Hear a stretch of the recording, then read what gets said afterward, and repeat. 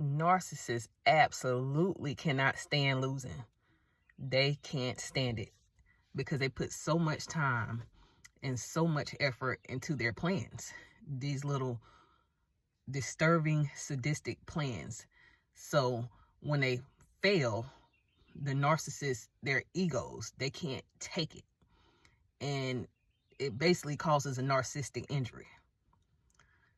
So it's a vulnerable time for them. So a lot of times you may see them back off when you defeated them.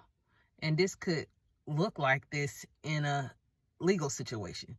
If you got a restraining order successfully from the state for them harassing you, or if you won in a custody battle, a lot of times they will leave you alone for a period of time so they can just, their egos, they can't take it, and they're not going to take accountability. So whatever the conditions were and the outcome of a case that you had against them, a lot of times they'll just disappear because they don't want to face the accountability. They don't like accountability. So if you won custody, they may not stop seeing the kid or not come around. They may leave you alone for a year stretch or longer. But they will eventually come back around. And when they do come back around, unfortunately, they're going to play the victim. They're not going to take any accountability. It don't matter what kind of evidence you had against them, what they did wrong, how strong your case was against them, and it's just all written down in paperwork and everything. Narcissists don't care about the truth. They care about their truth, which is no accountability. They didn't do nothing wrong to you, and you are the problem.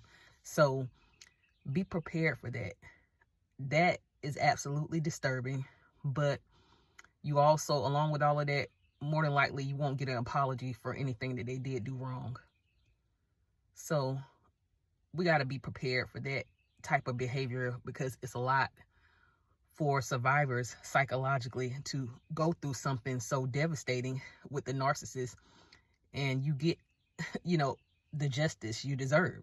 And even if it's not everything that you wanted, even a piece of what you deserve for exposing their bad behaviors, narcissists are not going to take any accountability. They're going to just run away, go into their little shell, and not want to face whatever they did wrong.